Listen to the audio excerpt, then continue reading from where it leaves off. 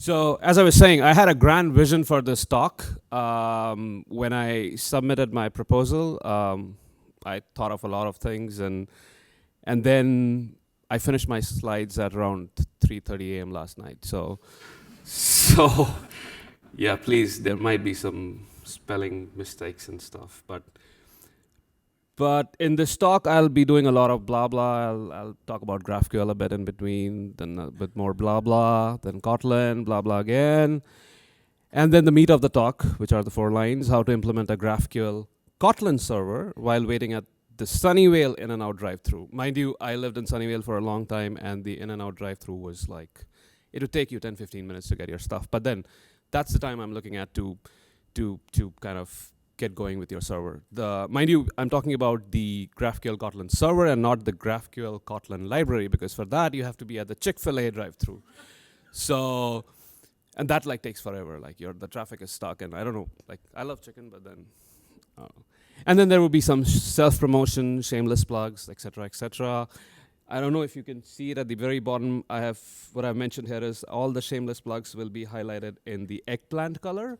You have it in the MacBook, whatever the color schemes you have. And then, yeah, so that you know when I'm trying to kind of promote myself or, showing stuff which I'm good at. And then, so why Kotlin? Okay, as Jake mentioned, I have been coding for many years now, and mostly Java. But then again, the world is JavaScript these days. Bay Area, if you're in Bay Area, my motivation was to put stickers on my laptop, and I couldn't do that if I'm not a JavaScript developer. I mean, JavaScript developers are cool, and Java developers are like old like me. So I'm trying my best to be cool. And then it's not that I'm not coding in JavaScript. And my team, like we have a lot of projects at PayPal in JavaScript, and I code in JavaScript. But then deep down inside, I'm a JVM guy, and I think that Java and then Kotlin, which is like the next version of the JVM awesome language, has a lot to offer when you're building or writing services or backend code.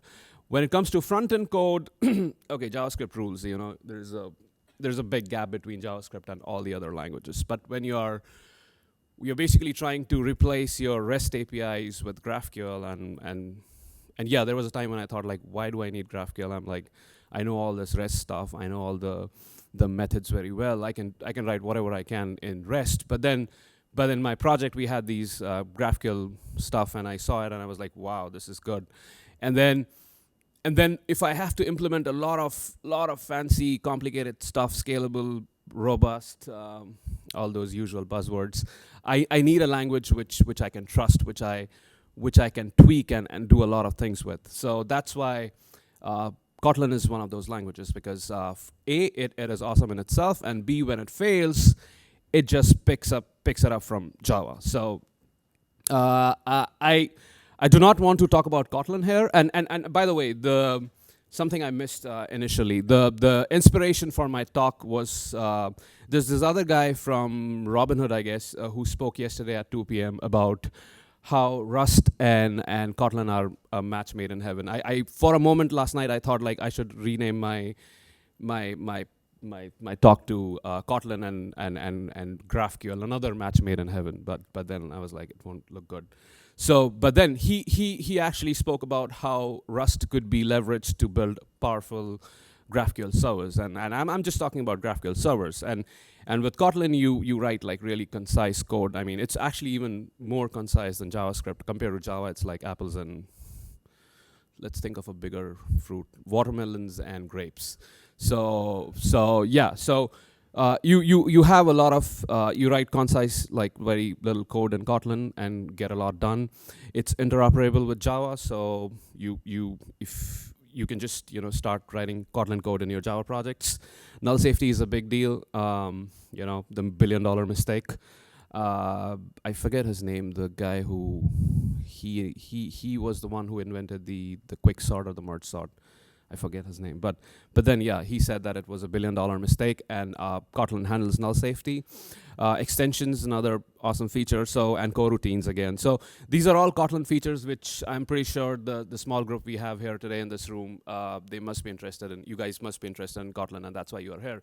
So, but then you guys probably know it or can look, search, Google it on internet or read some Kotlin documentation. And then I have this again, the color says it all. It's a Medium post wherein I have created a small API in Kotlin, and it basically captures all the best things in Kotlin. Okay, so yeah, so I of course I started looking into GraphQL, and then and I wanted to write or create a server in Kotlin, and then I go to graphql.github.io/code, and then they have all these server libraries, and I don't see Kotlin here, and I'm like, what? I mean, Kotlin is big. I mean, in 2017, Google made it the official language of Android, so I thought like there should have been an entry for Kotlin in this list, but there isn't. And I took this screenshot last night, so it's still not there. I mean, it's not like old, so I can assure you that. Unless they decided to put something on Halloween Day today early in the morning. And then, so I was looking for a Kotlin library, which just like the Apollo library, I mean, all you do is one import or a statement, and then you're good to go. I want to write the Kotlin server, and so to do that, I wanted something which will understand the GraphQL spec, and let me write GraphQL code. The GraphQL spec is 170 pages, 85 pages front and back. Like, you remember Friends, like Ross was very upset with the fact that it was 18 pages front and back. So it's 85 pages front and back, and it's not that difficult. It's not that complicated. I have read like much more complicated and like more detailed specs. But this is like, in GraphQL you're talking about types. You're talking about types and query, mutation, subscription, and that's about it. If you understand these 4 or 5 words, you're good to go. There is nothing much in it. It's a form of object-oriented programming where your objects are your types, and then your getters, setters are your queries and mutations. Sorry, I'm kind of really diluting it, but it's more or less the same thing. Like, people who have been coding for long would understand that it is what it is. So so the thing is that, should I write my own library? I can. I have the skills, the color, eggplant. I can. But then I'm a busy man. I'm an architect at PayPal. I do so many things Monday to Friday, and then I work in San Jose. I live in South City. I travel like 2 hours one way. So I have so many things to do Monday to Friday. And weekends, I'm like really super busy. I get up at 4 a.m. in the morning to watch Premier League, the soccer in England. I'm a big fan of Liverpool. 10 o'clock, generally the 49ers are playing, so I have to watch football. Then there's baseball. Thankfully, that's over yesterday. My wife is very happy about it. There's baseball, and then the Warriors have started playing again. So I have a busy Sunday, right? I have to, yeah, So yeah, I decided not to write my own library. It's just too much. I mean, it would be straightforward, but yeah, why? Why would I write my own library? So when I have Google, I'll Google it. And yes, I did Google, and I did Google a lot. I kept Googling for years, and then, not years actually, a few days, or not even few hours maybe. And then I found this thing. I mean, it was like a saving grace. GraphQL Kotlin Spring Server. It's an open source project from the Expedia group, and yeah, that's it. I was set for life. And with that, I don't know how much time I have. Let's quickly build the server. So so what is it again?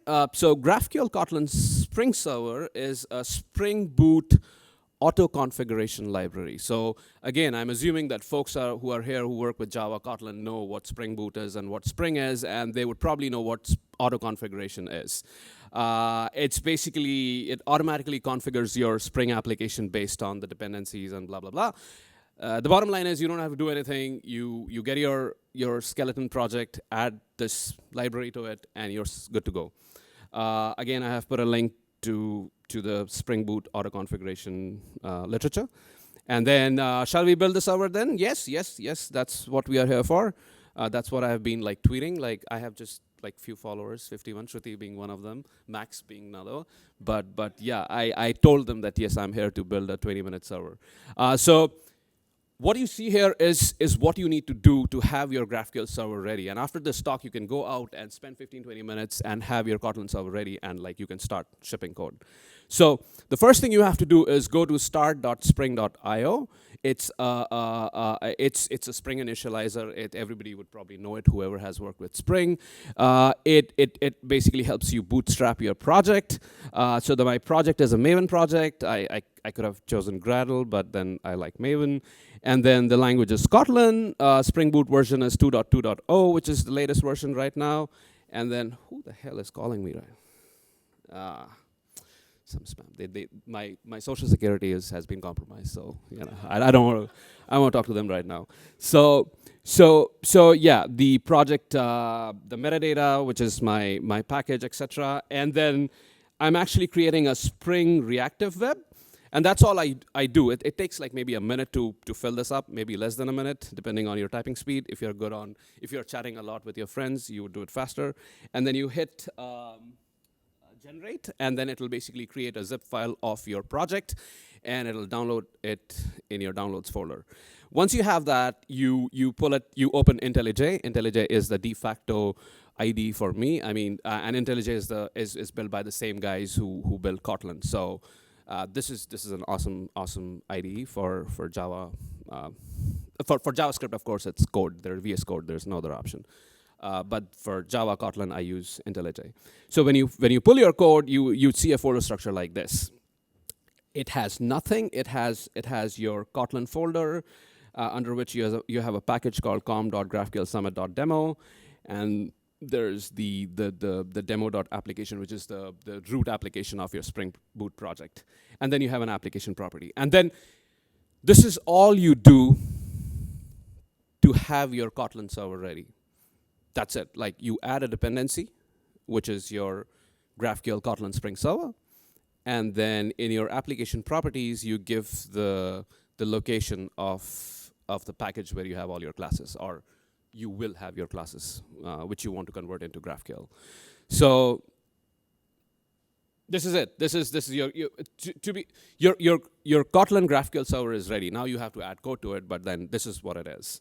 So and actually, when you do a clean install, you will see that you see the schema and type query. It's all ready. It's all set. It's all good to go.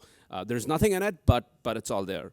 The next thing is you start by creating your models, and then I'll keep it very simple because I could have gone crazy with it, but it was late in the night and I wanted to keep it simple. I'm a speaker, so my model would be a speaker, a couple of fields in it, and again, I mean, for some of you, this might be very trivial. I'm assuming most of you have been working in GraphQL for a long time, and you don't need to know this. I didn't want to use the S word, but then what I'm trying to do here is trying to show you how you do it in Kotlin. So pardon me if it looks very, very easy and trivial to you. So I create a model, which is a speaker. And again, if you see, and those who have worked in Java before, to write a class like this, you would have had to write a lot of code. You would have had to write the getters, the setters, the equals, the hash, and everything. But Kotlin is just one line. So your model is ready, which is actually your type. And then you write your first query. And the good thing about the library is that it'll give you a few marker interfaces, and all you have to do is implement those marker interfaces if you want to have your GraphQL queries and mutations. So I create a component called speaker query, which will basically have all my queries. I have a function called getSpeaker. It's taking a string and returning a speaker. It's very simple. There's nothing in it. The thing to note here in this file is the query marker interface, which I am implementing. So marker interfaces are nothing but like just an interface which is marked to be a marker interface. You implement it, and it'll bring in some functionality along with it, and that's what kind of tells the whole auto configuration that, hey, this class is supposed to be a query. And then you do this, And then when you clean install again, clean install is the clean install is npm install kind of thing. So in the JavaScript world, so you see that now my schema has query, and I have a type query called getSpeaker. It returns a speaker. The exclamation mark says that yeah, it cannot be null. And then I also have my type speaker, which has a name and the title. So if I run it, you will see that voila, I have my GraphQL Kotlin server ready, serving its first query. So you're done, actually. I will, since I have to fill the next 30 minutes or whatever time I have, I'll show you some more slides. But then your server is ready. So and so is your double meat, double cheese at In-N-Out Burger. So without the tomatoes, I don't like tomatoes. So yeah, so that's that. And let me show you a few more things which actually matter when you're building GraphQL server. As I said, the GraphQL spec is very, it's not that complicated. There are a few things which you need to know, and you need to know how to implement them. So let's use some annotations. GraphQL is all about introspection, and you should be able to read the descriptions and stuff which comes with your types and queries. So there is an annotation called Graphical Description, and you put these on your class and on your function and write whatever you want, and then what you'll see in your docs is the same description. So it's as simple as that. I mean, it's nothing. Like, I think it takes more time to do it in JavaScript because you have to type the quotation 3 times in the beginning and 3 times at the end. So, and here you're just copy pasting it. So, I mean, again, I'm nothing against JavaScript folks, but then I'm a JavaScript guy, so the stickers say so. So yeah, that's your description, and then you want to deprecate your stuff. Simple. Add deprecated is the annotation. Mark your deprecated API or the query with add deprecated. You put a message saying that forget this one, and then replace it with whatever you want to replace it with. Create one more function called latest and greatest. Again, a term which I don't like, but I love to use it. But yeah, you have your new query ready, and then when you run your server, you see that it'll tell you that the field query has been deprecated, and forget this one and replace it with something else. So if you see, like, I've been talking for like 10-15 minutes now, and you're more or less kind of you've already started writing your GraphQL server. Next thing I'm going to talk about is yeah, you want to name your queries in a certain way. I want to name my queries. If given a chance, I'll name all my queries ROHIT because I love my name. But then you would not do that. So GraphQL name is another annotation. You name your queries. In this case, I'm naming it some random name. And if you go back to your GraphQL server, you'll see that you are fetching it with that name. So some random name is the name of your query instead of latest and greatest, which as I've told you, I don't like it. A few more things. These are all like tricks. Halloween, trick or treat. The treat would be the way I'm showing you how to build a server, and these are the tricks. So GraphQL ignore, again, you want to ignore the query which you just wrote. So you deprecated one, you are going to ignore this one with GraphQL ignore, and you create one more, call it speakers. And then when you go back to your server, you see that you don't see that anymore. I mean, that's gone, it's ignored. So I put an ignore on the some random name, and you don't see it anymore because I've ignored it. And then a few more things which we do, like, and this is all mostly I've seen in the GraphQL JavaScript servers. These are the things which we do. So you have enums. You don't want to write like title every time. So you create an enum with like architect, software engineer, Slack, or whatever you want to be. And then you basically replace your model, the type instead of string, you use the enum title, and then you update your query, and then when you run it, you will see that your enum is also showing up in your schema. So and yeah, I mean, it's all fast. That's the beauty of Kotlin and GraphQL, that you do things very fast. I mean, the rate at which you code is very fast. And then one more thing I wanted to mention. This is something we all use. So the context. So for example, I'm querying a GraphQL server, but the server wants to know something about me or something about in general, but that should not be part of the query. I mean, I don't have to pass it. So what I do is I create a custom context, and it's pretty easy to do that with this library. So you basically create your custom context. In this case, it's custom context, and it takes a value called custom, which is a string. And then you do this, which is create your custom GraphQL context factory. You're basically implementing the GraphQL context factory with your custom context, and that's it. And then you come back to your query, and then add this custom context in your query. So what happens is, and again, this is not something, I'm not returning anything. And if you see, I have added a question mark at the end of the speaker. This is Kotlin's way of null to make an object null. And null safety is, as I said, is big in Kotlin. So you just put a question mark, and you can now return null from your methods. So I'm returning a null, but then I'm printing the custom context. So when I run this query, I'm not passing the custom context in the query itself, but if I look at my console, you will see that just some random context which was set in the custom factory, context factory, is showing up. So you can add as many custom variables as you want, and you collect information about your client and whatnot. So how much time do I have? 3-4 minutes? Okay, fine. Anyways, I'm at the end of it. Like so then okay, we did some queries. Let's do some mutation. Again, it's like very simple. Like you don't have to do anything. Like make sure that you create a new folder called mutations. That way you keep everything in one place. Create a class called speaker mutation, Kotlin class, not a Java class. And then again you implement the marker interface mutation. The moment you implement mutation, the marker interface, the auto configuration will know that you want this class to be a mutation, and it'll take care of the rest. So I create a function called addSpeaker. I put a description. I collect a few things. That's the name and the title. And then, yeah, that's it. I print both of them because I'm not connected to a database yet. So I'm going to print it on the console, and then I return the speaker. So I run my server, and you see that now I am running my mutation, which is add speaker.